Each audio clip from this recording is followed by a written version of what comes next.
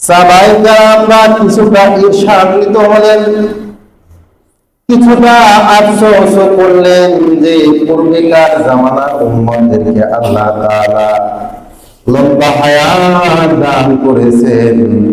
লম্বা হায়াত পেয়ে লম্বা সময় পর্যন্ত আল্লাহ তাআলার অন্যতম শ্রেষ্ঠতম প্রিয় আমল জিহাদের ময়দানে তারা আমল করেছে, সময় দিয়েছে, যুদ্ধ করেছে, লড়াই করেছে।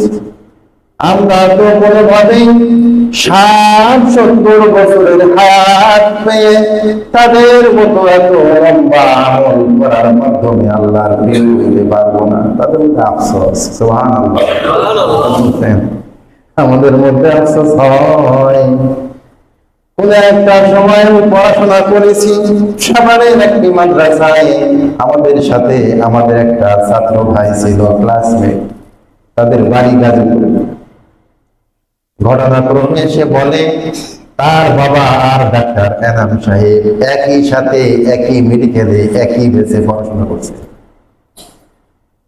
পড়াশোনাকালীন পরবর্তীতে কর্মজীবন, লম্বা কর্মজীবন অতিবাহিত করার পর তার বাবার মালিকানায় ছোট্ট একটা প্রাইভেট ক্লিনিক আর ডাক্তার এনাম সম্পদের সাম্রাজ্য গড়ে তুলেছে। সে আফসোস করতেছে। তার বয়স তখন কম, আমারও কম, 15-16 বছর হবে এমন বা একটু বেশি। বিষয়টা হলো তার জন্য এটা দোষণীয় নয়, কিন্তু বাস্তবতা হলো এটা যতটুকু না তার মধ্যে আফসোস আছে, আমার মনে হয় তার পিতার মধ্যে আরো বেশি আছে। কি বলেন আপনারা? কারণ একই পর্যায়ে একই লেভেলে থেকে যখন একজন অনেক বেশি উপর উঠে যায়, আমাদের মধ্যে আফসোস না বরং হিংসা, বিদ্বেষ, প্রতিহিংসার উপায় হয়। কথা বলে দেখতে পেতে, কথা বলে আসবে না। আর প্রতিহিংসা মানুষকে আর মানুষ রাখে না, কখনো কখনো পশু বানিয়ে দেয়।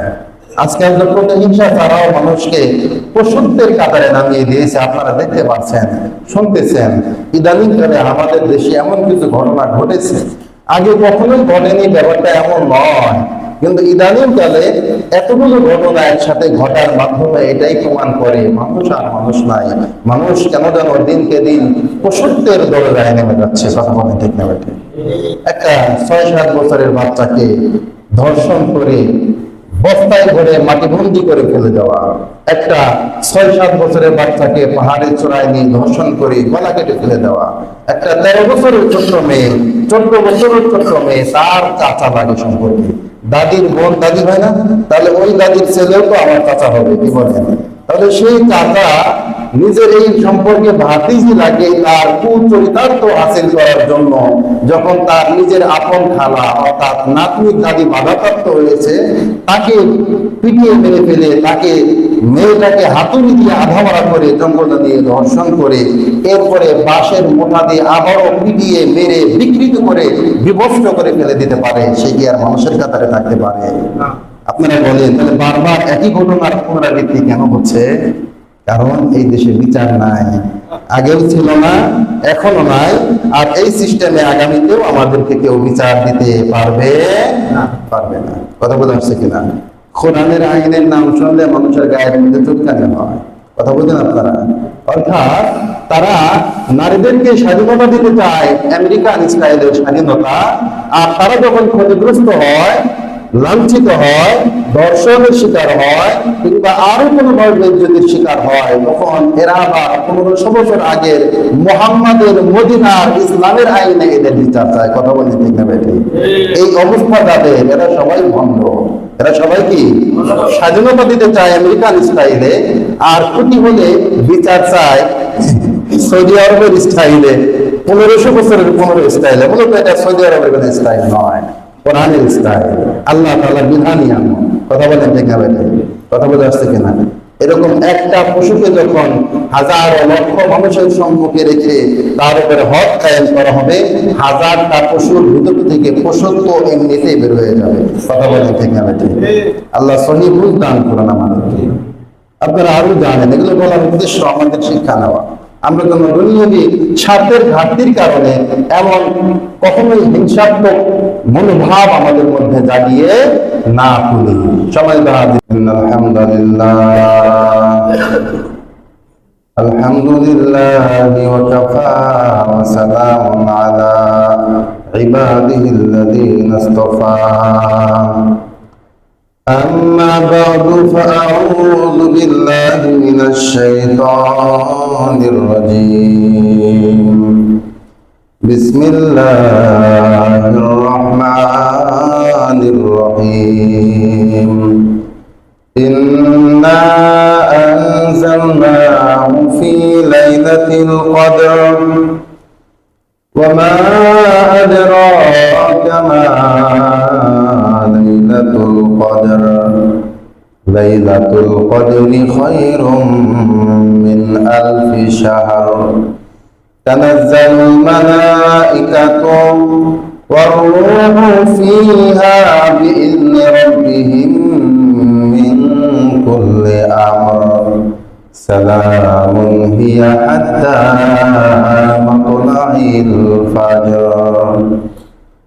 قال رسول الله صلى الله عليه وسلم من قام ليلة القدر إيمانا واحتسابا غفر له ما تقدم من ذنبه أو كما قال رسول الله صلى الله عليه وسلم إن الله وملائكته يصلون على النبي يا أيها الذين آمنوا صلوا عليه وسلموا تسليما.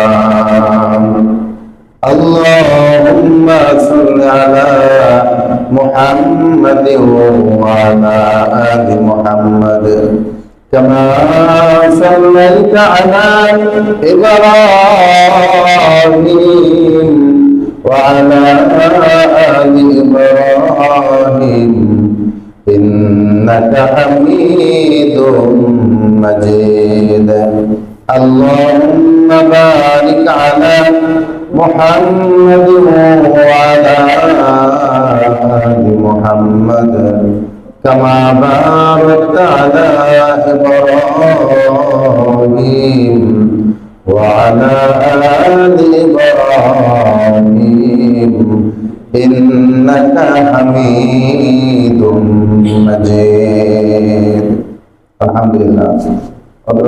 সর্বস্তর থেকে আগত সর্বশ্রেণীর সম্মানিত মুসল্লিগণ, মহান রব্বুল আলামিনের দরবারে শুকরিয়া জ্ঞাপন করি যে আল্লাহ তাআলা আমাদেরকে বরকতময়, মাগফিরাতময়, নাজাতময় এই রমজান মাসে জুমার দিনে জুমার নামাজ আদায় করার উদ্দেশ্য নিয়ে আল্লাহর ঘর মসজিদে আসার, বসার, কোরআন এবং সুন্নাহের আলোকে কিছু কথা বলা এবং শোনার তৌফিক দিয়েছেন। এই কারণে রব্বুল ইজ্জতের দরবারে শুকরিয়া আদায় করে বলি আলহামদুলিল্লাহ। আরো শুকরিয়া আদায় করি যে আল্লাহ তাআলা আমাদেরকে এই বরকতময় মাসের মধ্যে আরো এক মহা বরকতময়, মহা গুরুত্বপূর্ণ, মহিমান্বিত একটি রাত লাইলাতুল কদর দান করেছেন। শুকরিয়া আদায় করি আলহামদুলিল্লাহ। তো সম্মানিত হাজরিন, আজকে রমজানের 16তম দিন, তার মানে হলো মাগফিরাতের 6তম দিন সন্ধ্যার আগে শেষ হয়ে যাবে। তাহলে 17, 18, 19, 20 শনি, রবি, সোম, মঙ্গল মাগফিরাতের আর 4 দিন বাকি আছে। স্বাভাবিকভাবেই আগামী মঙ্গলবার রাত থেকেই নাজাত তথা শেষ দশক শুরু হয়ে যাবে এবং সেদিন থেকে লাইলাতুল কদরের সম্ভাবনাময়ী যে 5 রাতি রয়েছে সেটাও শুরু হয়ে যাবে। এই কারণে আজকে আমরা লাইলাতুল কদরের ফজিলত নিয়ে আলোচনা শুনব, পাশাপাশি ইতিকাফ সম্পর্কেও কিছু আলোচনা শুনব ইনশাআল্লাহ। আল্লাহ তাআলা আমাকে আমাদের সকলকে তৌফিক দান করুন, আমিন। তো সম্মানিত হাজরিন, রাসূল সাল্লাল্লাহু আলাইহি ওয়াসাল্লামের দরবারে সাহাবায়ে কেরাম উপবিষ্ট ছিলেন। তো রাসূল একবার পূর্বেকার জামানার কোন একজন ব্যক্তির আমল সম্পর্কে বর্ণনা করে বলেন তিনি নাকি 1000 মাস পর্যন্ত সময় দিয়েছেন শুধুমাত্র জিহাদের ময়দানে। সুবহানাল্লাহ। তো সাহাবায়ে কেরাম, যেহেতু আমাদের আর তাদের মধ্যে ফারাক হলো এতটুকুই যে আমরা আমাদের দুনিয়ার কমতির কারণে আফসোস করি, তারা আখিরাতের কমতির কারণে আফসোস করে। কথা বলা হচ্ছে কিনা? আমরা আমাদের থেকে টাকা পয়সা ব্যবসা বাণিজ্যের লোকসানের কারণে আফসোস করি, আর তারা ঈমান আমলের ঘাটতির কারণে আফসোস করতেই ক্ষান্ত যেতেন না, বরং এর ঘাটতি পোষানোর জন্য উঠে পড়ে লেগে যেতেন। সুবহানাল্লাহ। তো স্বাভাবিকভাবেই যখন তারা শুনলেন একজন মানুষ এত লম্বা সময় পর্যন্ত পূর্বেকার জামানার একজন মানুষ শুধু জিহাদের ময়দানে কাটাইছে, এমনকি এর মাঝে তিনি একবারের জন্য হাত থেকে তলোয়ার নামান নাই। সুবহানাল্লাহ। স্বাভাবিকভাবে এই যে কুষ্টিয়া ইসলামী বিশ্ববিদ্যালয়ের কোন একটা বিভাগীয় প্রধান একজন ম্যাডাম, তিনি তার একজন অধীনস্থ একজন শিক্ষক বা কর্মচারীকে বদলি করে অন্য বিভাগে দিয়ে দিয়েছেন। কথা বুঝেন? এর যে ধরে ওই লোক গত 2 দিন আগে ওই মহিলা তথা ওই বিভাগীয় প্রধান ম্যাডামের ঘরে গিয়ে রুমে গিয়ে তাকে জবাই করে দিয়েছে এবং নিজের গলায় ছুরি চালাইছে। কেন চালাইছে আল্লাহ ভালো জানে। তো দিনকে দিন মানুষের এই সকল আচরণ এটাই প্রমাণ করে মানুষ কেন যেন তার মনুষ্যত্ব যে বিষয়টা আছে, মনুষ্যত্বের এই সংঘাত থেকে আস্তে আস্তে বের হয়ে যাওয়ার চেষ্টা করছে। এর অন্যতম কারণ একটাই, সেটা হলো ইসলামের শাসন নাই, আর তার থেকে বড় কথা হলো আইন নাই। আইন থাকলে তার প্রয়োগ নাই। আল্লাহ তাআলা আইন বানানেওয়ালা যারা দুনিয়ায় আছে তাদেরকে সহি বুঝ দান করুন। তো যাই হোক, সামনে জানালেন তো স্বাভাবিকভাবে আমাদের অবস্থা হলো কি যে আমরা দুনিয়ার কমতির কারণে আফসোস করি, তাই না? আর সাহাবায়ে কেরামদের অবস্থা ছিল ঠিক উল্টা। সেটা হলো কেমন? তারা যখন দেখে অন্য কেউ আমার চাইতেও আখিরাতের কামাই বেশি করে ফেলেছে, তার মানে আমি তো ব্যর্থ হয়ে গেলাম। সাহাবায়ে কেরামদের এই আফসোস পরবর্তীতে আল্লাহ তাআলা আয়াত নাজিল করেন, আয়াত না পুরো সূরা নাজিল করেন, সূরাতুল কদর। সুবহানাল্লাহ। আল্লাহ তাআলা নাজিল করে বলেন, ইন্না আনজালনাহু ফি লাইলাতিল কদর। আল্লাহ তাআলা বলেন, নিশ্চয়ই এই কুরআন আমি কদরের রাতে নাজিল করেছি। এই রাতের ফজিলত বোঝানোর জন্য একটা আয়াতই যথেষ্ট ছিল, কারণ কুরআন এমন দামি কিতাব, যে রাতে কুরআন নাজিল হয় ওই রাত তো এমনি দামি হয়ে যায়। কারণ যেই ব্যক্তির সম্পর্ক কোরআনের সাথে, যে নবী, ওই নবী সর্বশ্রেষ্ঠ নবী, বিশ্ব নবী হয়ে গেছেন। যে উম্মতের সাথে কোরআনের সম্পর্ক, ওই উম্মত সর্বশ্রেষ্ঠ উম্মত হয়ে গেছে। সুবহানাল্লাহ। যে মাসের সাথে কোরআনের সম্পর্ক, ওই মাস সারা বছরের 12 মাসের চাইতেও শ্রেষ্ঠ দামি মাস হয়ে গেছে। বলতে গেলে 70টা মাসের মর্যাদা বহন করে। সুবহানাল্লাহ। তাহলে রাতের মর্যাদা হবে, এটাই তো স্বাভাবিক। কিন্তু আল্লাহ তাআলা এর আগে কদর সম্পর্কে রাসূল কিছুই জানতেন না। কথা বোঝেন আপনারা? তো আল্লাহ তাআলা বললেন যে রাসূল, এই কোরআন কিন্তু আমি কদরের রাত্রিতে নাযিল করছি। এখন আল্লাহ বলতেছেন, ওমা আদরাকা মা লাইলাতুল কদর। কদর আমার কাকে বলে, কি জিনিস, সেটা কি আপনার জানা আছে? আল্লাহ জানেন, রাসূলের জানা নাই। তাহলে জিজ্ঞাসা করলেন কেন? আগ্রহ, কৌতূহল পয়দা করার জন্য, এটা বোঝানোর জন্য। এটা অত্যন্ত গুরুত্বপূর্ণ একটা ব্যাপার, দামি একটা জিনিস। এই জন্য রাসূলের মধ্যে আগ্রহ পয়দা করার জন্য আল্লাহ তাআলা কখনো কখনো এমন প্রশ্ন করে থাকেন, আল কারিআতু মাল কারিআত ওয়া মা আদরাকা মাল কারিআ। আল্লাহ নিজেই বলেন কারিআ, আবার বলতেছেন আপনি কি জানেন সেই কারিআ আবার কি? কথা বুঝলেন? তো এই প্রশ্ন করার পরে আল্লাহ তাআলা এবার নিজেই জানায় দিতেছেন, লাইলাতুল কদরি খায়রুম মিন আলফি শাহর। কদরের একটা বৈশিষ্ট্য হলো এর মূল্য 1000 মাসের চাইতে বেশি। সুবহানাল্লাহ। কথা বুঝেন?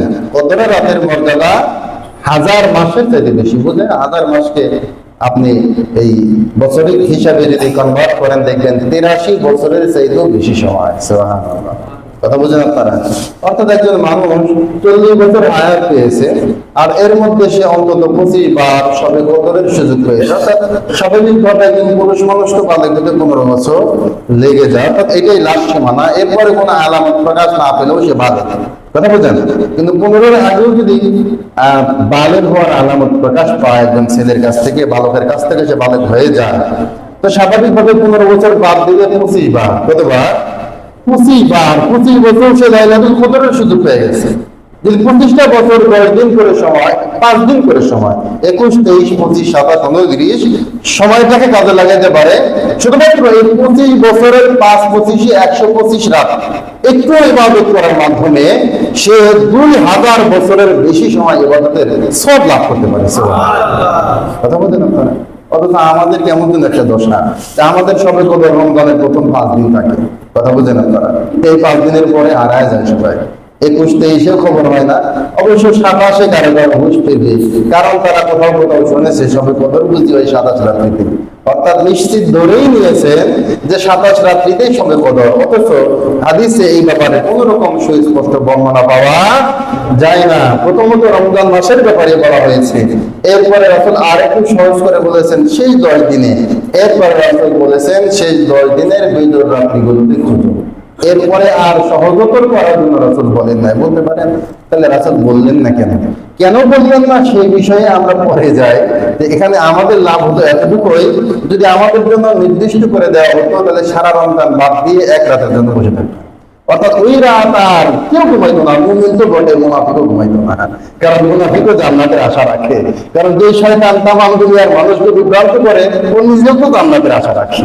কথা বোঝা যাচ্ছে কিনা? সে কি চায় আমি জাহান্নামে যাবো? আপনারা কি তাই মনে করেন? না না না, সে কি নির্বোধ নাকি আমাদের মতো? না, মোটেই নির্বোধ না। যদিও তার কর্মে সে নির্বুদ্ধিতার পরিচয় দিয়েছে, কিন্তু সে মোটেই নির্বোধ নয়। তো যেটা বলতেছিলাম আমাদের দাওয়াতিন, যে আমরা এই 1 রাতের জায়গায় 5 রাত ইবাদত করতেছি। সুবহানাল্লাহ। এই কারণে যে আমরা যেন ওই 1 রাতের জন্য বসে না থেকে প্রত্যেকটা বেজোর রাত্রিতে বেশি বেশি ইবাদত করি, আল্লাহকে ডাকি, রোনাজারি করি। এর মাধ্যমে আল্লাহ তাআলার কাছে আমাদের মর্যাদা যেন আরো উঁচু হয়। এটা তো আমাদেরই লাভ। কি বলেন আপনারা? আমরা এটাকে কাজে লাগাবো তো ইনশাআল্লাহ। আল্লাহ আমাদের তৌফিক দান করুন। রাসূল বলেছেন, মান কামা লাইলাতাল কদরি ঈমানাও ওয়া ইহতিসাবা গুফিরা লাহু মা তাকদ্দামা মিন যামবি। সহিহ বুখারীর এই হাদিসে রাসূল বলেন যে ঈমানের সাথে, আত্মবিশ্বাসের সাথে যে লাইলাতুল কদরের মধ্যে ইবাদত বندگی করবে, ইবাদতের মাধ্যমে কাটাবে, আল্লাহ তাআলা তার পিছনের সকল গুনাহ মাফ করবে। সুবহানাল্লাহ। কথা বুঝেন আপনারা? আরো অনেক ফজিলত আছে লাইলাতুল কদরের, আরো বৈশিষ্ট্য তো রয়েছে। আল্লাহ তাআলা পরের আয়াতে বলতেছেন যে প্রথমত বৈশিষ্ট্য হলো এই রাত 1000 মাসের চাইতে দামি।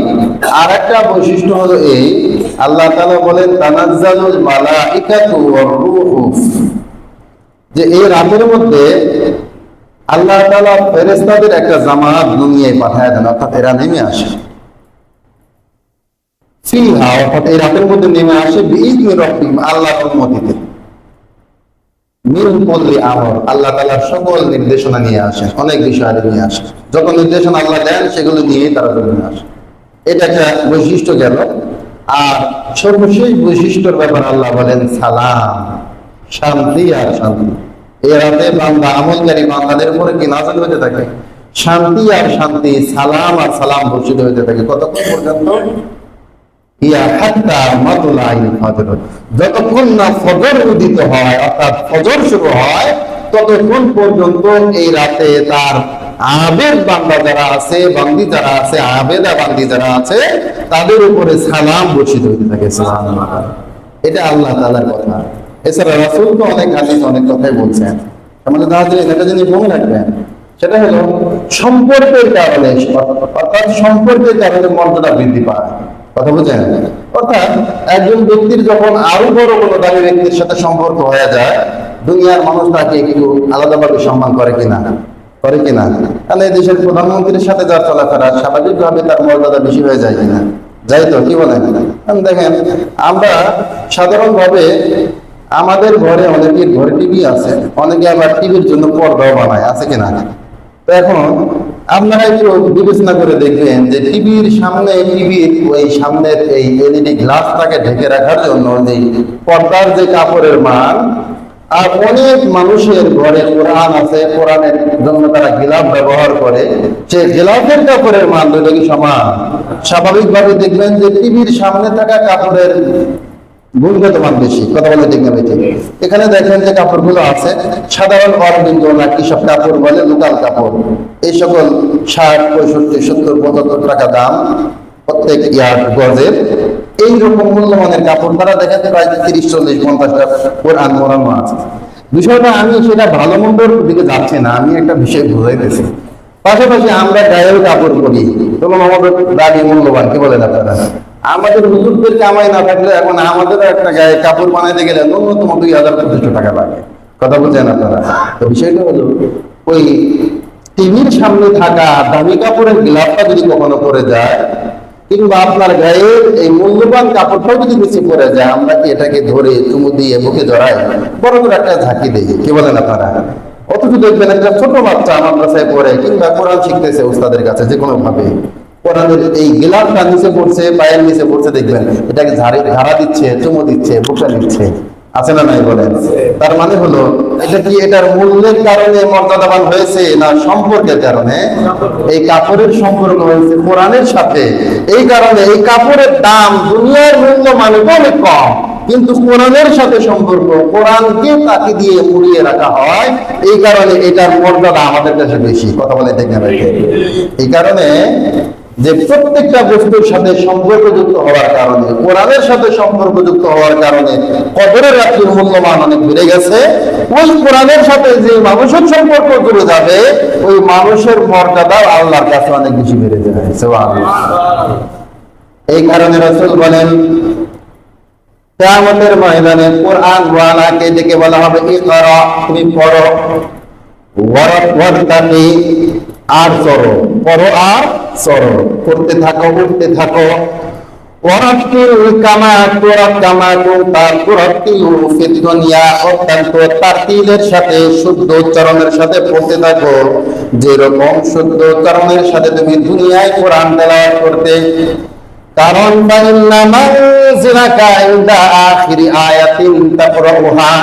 কারণ আজকে তোমার স্থান হবে, তোমার মাকাম হবে ওই জায়গায়, যেই জায়গায় গিয়ে তুমি তোমার শেষ আয়াত তেলাওয়াত করবা।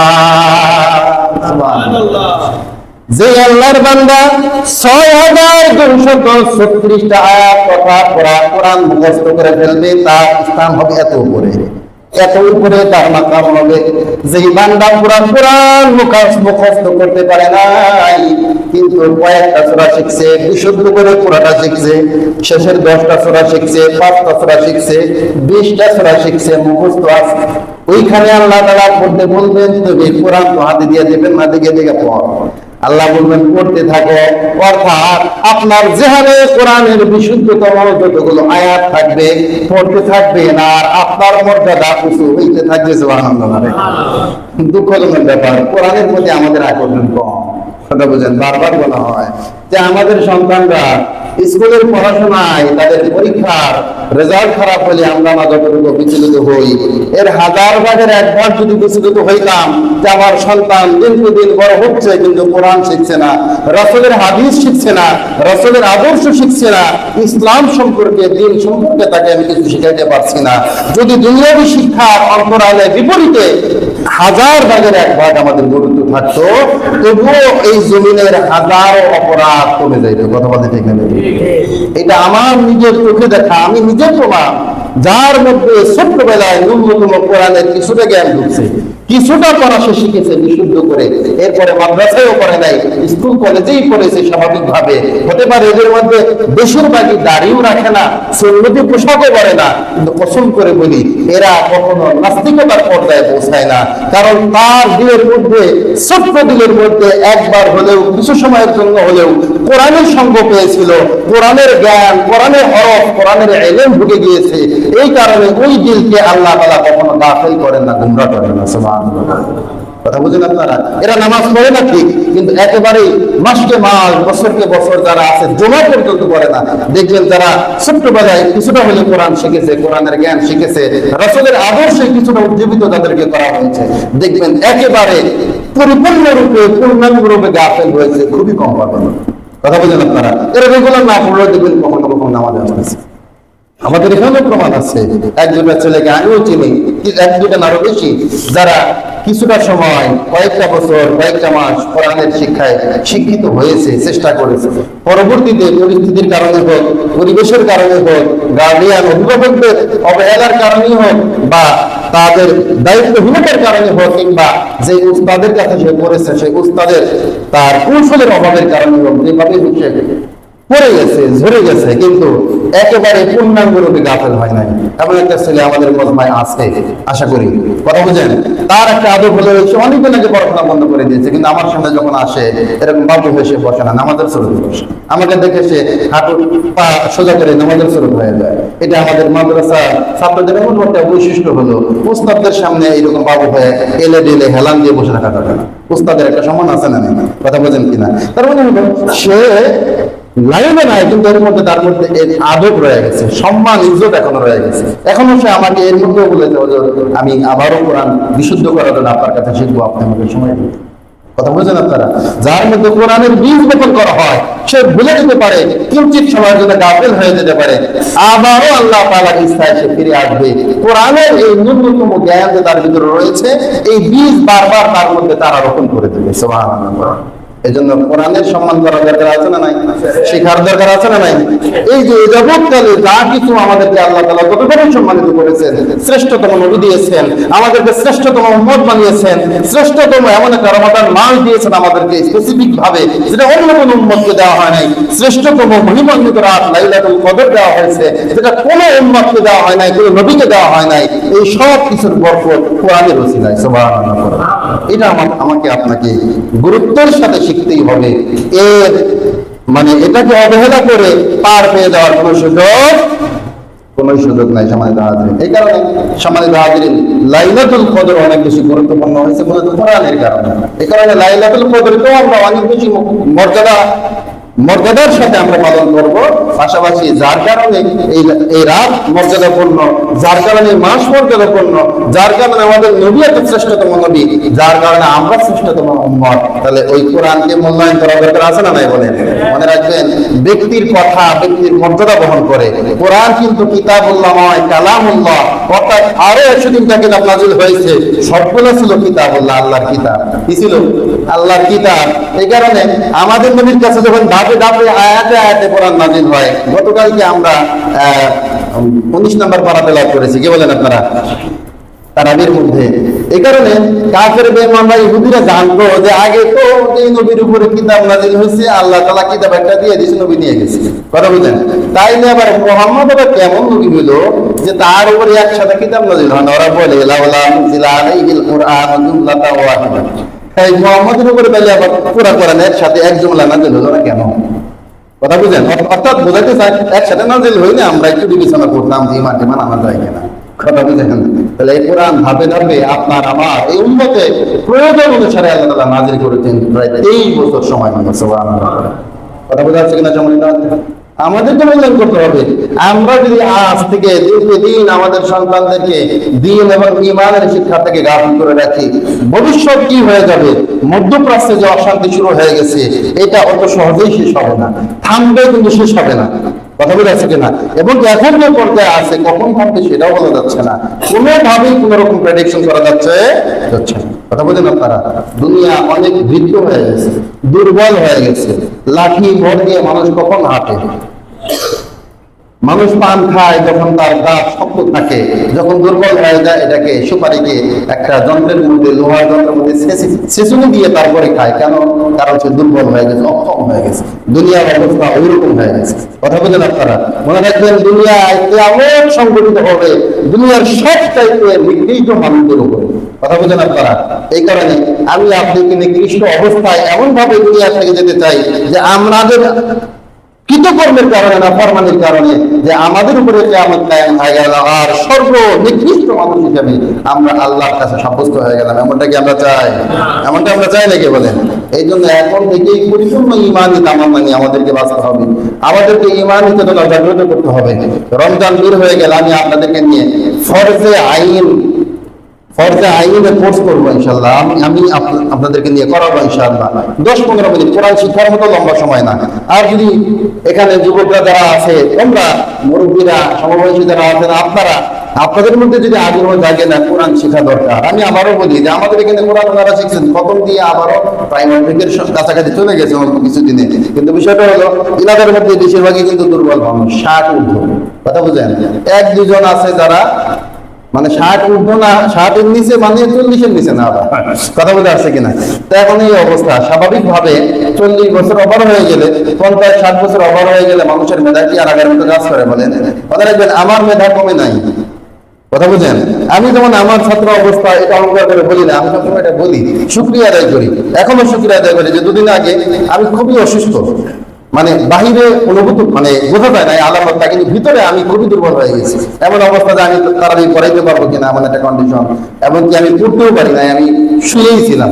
কিন্তু এরপর আল্লাহ তাআলা মাত্র 15-20 মিনিটের একটু চোখের চাহনিতে বলা যায় যে অন্যতম সেরা তারাবির ওই দিন পড়াইছে, মানে অনেক ভালো পড়াইছে আলহামদুলিল্লাহ। বিষয়টা হলো আমি ওর জন্য অনেক শুকরিয়া আদায় করছি, মনে হয় আল্লাহ তাআলা আমাকে এমন দেমাগ দিয়েছেন যে অল্পতেই আমি অনেক কিছু হাসিল করতে পারি। কিন্তু বিষয়টা হলো এই দেমাগ আমার আগেও ছিল, এখন আর তখনের মধ্যে তফাৎ জানেন? তফাৎ হলো এই, যখন তাড়াতাড়ি মুখস্থ হইতো এখনো তাড়াতাড়ি মুখস্থ হয়, কিন্তু এখনকার একটা সমস্যা হলো তাড়াতাড়ি ভুলেও যায়। কথা বুঝেন?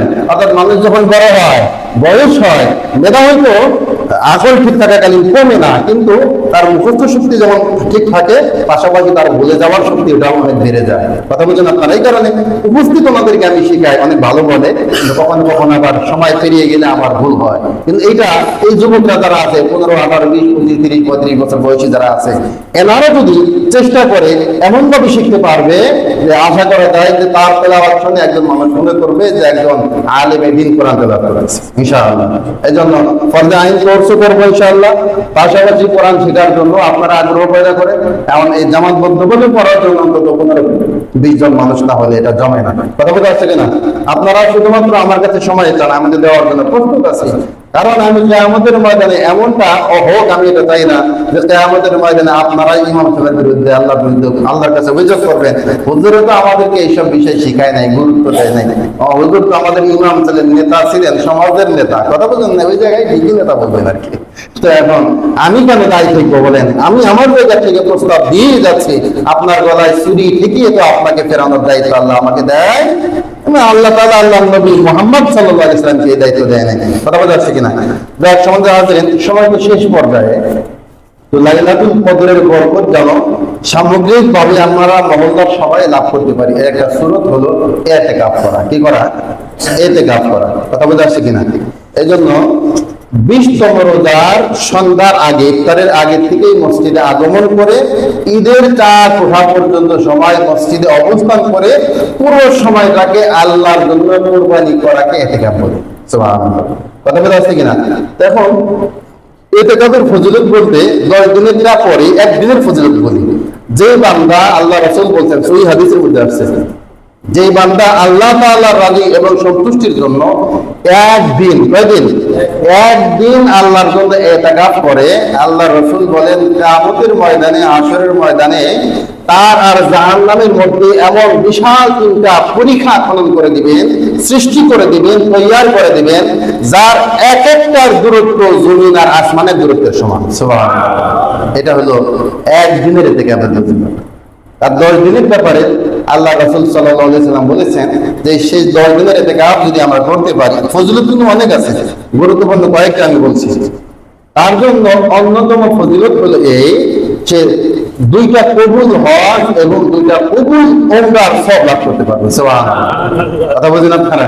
জীবন ভর প্রত্যেক বছর আপনারা দেখে আসতেছেন হাজার হাজার মানুষ, লক্ষ মানুষ হজ করে কিনা? আর লক্ষ মানুষ হজ করলে কি লক্ষ মানুষের হজ কবুল হয়? কি বলেন আপনারা? গত জমায় আমরা কি নিয়ে আলোচনা করেছিলাম? যাকাত নিয়ে। আমি বলেছি আপনার কষ্ট অর্জিত আপনার পয়সাই ঠিক আছে, কিন্তু যদি আপনি নিসাবের সমপরিমাণ মালের হকদার মালিক বনে যান, যাকাত আদায় করতে হবে 2.5% তথা 40 ভাগের 1 ভাগ। যদি এটা আদায় না করেন আমাদের ময়দানে আপনি গরিবের, অসহায়ের, দুর্বলের, মিসকিনের, সম্বলহীনের এদের হক মেরে খেয়েছেন, অর্থাৎ অন্যের হক আত্মসৎকারী হিসেবে আমাদের ময়দানে দাঁড়াতে হবে। এটা তো পরের বিষয়। দুনিয়ার বিষয় কি? দুনিয়ার বিষয় হলো এই 1 ভাগ সম্পদ হারাম ভাবে আপনার সম্পদের সাথে মিশ্রিত হয়, এটা আপনারই না, এই কারণে আপনার টোটাল সম্পদ তো হারাম হয়ে গেছে। কথা বলতে বোঝা যাচ্ছে কিনা? এখন আপনি কষ্ট করে কামাই করছেন, কিন্তু যাকাত আদায় না করার কারণে হারাম হয়ে গেছে না? আরে আবু বকর সিদ্দিক রাসূলের স্টাইলে 2.5 বছর রাষ্ট্র পরিচালনা করছেন, একটু কঠোরপন্থী চরমপন্থা অবলম্বন করেন নাই, যেরকমটা ওমর ফারুক করেছেন। কিন্তু শুধুমাত্র একটা বিধানের ব্যাপারে তিনি 0 টলারেন্স ঘোষণা করে দেন, সেটা হলো যাকাত। যাকাত আদায় যারা না করবে তাদের বিরুদ্ধে তিনি যুদ্ধ ঘোষণা করেছেন। কথা বলেন আপনারা? কারণ এটা না আদায় করার মাধ্যমে বান্দার জিন্দেগি পর্যন্ত আমল করবে বিফল হয়ে যাবে, কারণ তার সম্পদ তো হারাম। হারাম খেয়ে তার শরীরে হারাম বস্তু, হারাম রক্ত, এই হারাম জবান দিয়ে আপনি কি করবেন? নামাজ পড়বেন, রোজা করবেন, হজ করবেন, কোনোটাই তো কবুল হবে না। কথা বোঝা যাচ্ছে কিনা সমাজে? এই জন্য যাকাতের ব্যাপারে গড়িমসি করেন না আপনারা। 50,000 জাকাত আসে, আপনার 10,000 টাকা দিলেন, মনে করলেন জাকাত আদায় হয়ে গেছে। না না, আন্দাজে করিয়েন না, পরিপূর্ণ হিসাব করে জাকাত দেন। স্বর্ণ রূপার মধ্যে খাদ আছে না, খাদ বাদ দিয়েন। 13% 17% যে খাদ যায়, ওই খাদের পরিমাণ বাদ দিয়ে বাকিটার উপরে জাকাত দিয়েন। দিতেই হবে, কোনো ছাড় নাই। আমাদের একজন মুসল্লি আছে, নাম নাই বললাম, এখানে উপস্থিত আছে। তিনি আমাকে গত শুক্রবারে কিংবা এর পরেই বলতেছেন, হুজুর, তো ওনার কিন্তু ব্যবসায়িক পরিধি বাড়ে নাই, কিন্তু তিনি বলতেছেন, হুজুর, গত বছর আমি পূর্ণাঙ্গ রূপে জাকাত আদায় করেছি, আলহামদুলিল্লাহ আমার জমা সম্পদ গত বছরের চেয়ে ডাবল হয়েছে। আরে জাকাত দিলে বালা মুসিবত, বিপদ আপদ এগুলো তো কাটবেই। কথা বোঝা যাচ্ছে কিনা? অনাকাঙ্ক্ষিত দুর্ঘটনা, মৃত্যু, এগুলো তো লাঞ্ছনদায়ক মৃত্যু, এগুলো তো কাটবেই। পাশাপাশি অন্যতম বরকত হলো আল্লাহ জাকাত শব্দের অত্যন্ত বৃদ্ধি, সম্পদ এমনি বৃদ্ধি পাবে ইনশাআল্লাহ। কথা বোঝা যাচ্ছে কিনা? সেটা বলার উদ্দেশ্য হলো যে হজ তো সবাই করে, এরকম পিওর হালাল পয়সা নিয়ে কয়জন করতে পারে বলেন? শতকরা 2-4 জন পাইতে পারেন, এটাও নাই কঠিন ব্যাপার স্যাপার। 1000-2-4 জন পাইতে পারেন, তাহলে বুঝেন হজ তো সবাই করছে, তাদের সম্পদ কি হালাল ছিল? বলতে পারো, হুজুর আমি কাউকে ধোকা দেয় নাই, কারোটা মারি নাই, কারোটা নেই নাই, কারো উপরে জুলুম করি নাই, আমি তো আমার টাকা দিয়ে হজ করছি, কিন্তু আপনি তো জাকাত আদায় করেন নাই।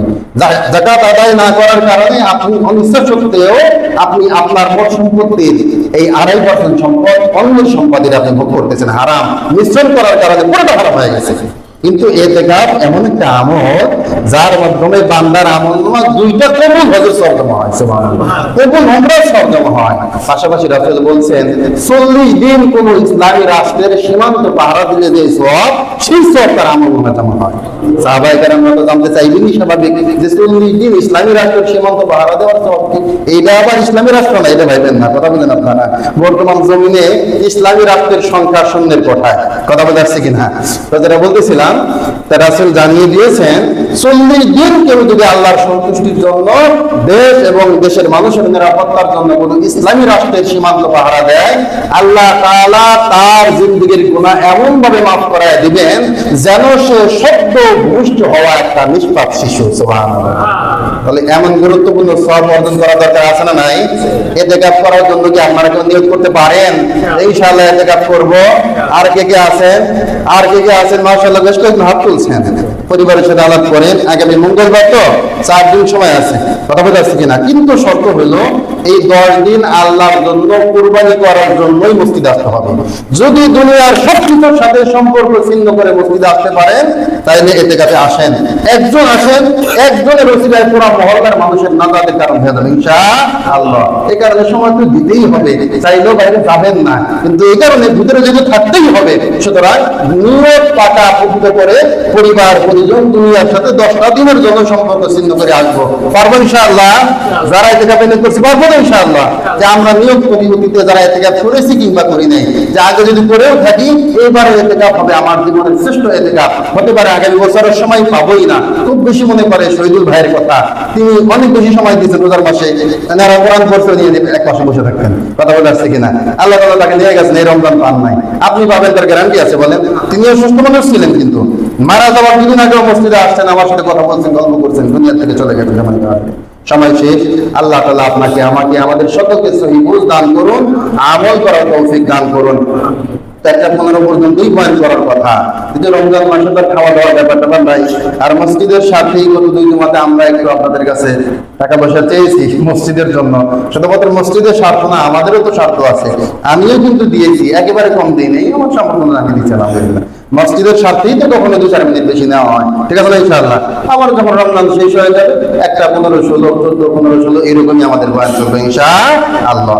আর শেষ কথা 30 সেকেন্ডের মধ্যে, সেটা হলো যে আমি আপনাদেরকে গত বছর বলেছিলাম যে বেজর রাত্রিগুলোতে আমরা বিশেষ 3টা আমল করবো। বিশেষ কয়টা আমল? 3টা আমল। সেটা হলো প্রত্যেক বেজর রাত্রিতে অন্তত 2 রাকাত বেশি করে নফল নামাজ পড়বো। প্রত্যেক বেজর রাত্রিতে 2 রাকাত করে বেশি নফল নামাজ পড়বো। প্রত্যেক বেজর রাত্রিতে অন্তত একবার করে হলেও, অর্থাৎ মোট 3 বার সূরাতুল ইখলাস ধীরে সুস্থে সুন্দর করে করবো। প্রত্যেক বেজর রাত্রিতে অন্তত 2 টাকা করে হলেও আমরা দান করবো। রাজি আছি ইনশাআল্লাহ? তাহলে কি হবে? ফলাফল হলো এই, আপনি 5 রাতের 1 রাত তো সবে কদর আছেই, অন্য আমল না করতে পারলে এই ছোট্ট 3 আমল করার জন্য সব মিলে 5 মিনিট সময় লাগবে। কয় মিনিট? 5 মিনিট সময় লাগবে। এই 5 মিনিটের আমলের দ্বারা সবে কদর তো পড়বেই, এর দ্বারা আপনি 2 টাকা দানের মাধ্যমে 1000 মাস লাগাতার 2 টাকা দান করতেছেন, সব হইতেছে সুবহানাল্লাহ। 2 রাকাত নামাজ পড়ার কারণে 1000 মাস ধরে লাগাতার 2 রাকাত নামাজ পড়া সব হইতেছে। আর একবার তিনবার সূরাতুল ইখলাস পড়ার কারণে 1000 মাস লাগাতার আপনার আমল নামায় কোরআন খতমের সব নামাজ হইতেছে সুবহানাল্লাহ। পড়বো ইনশাআল্লাহ, করবো ইনশাআল্লাহ। ওয়া আখির দাওয়ানা আলহামদুলিল্লাহি রাব্বিল আলামিন। আসসালামু আলাইকুম।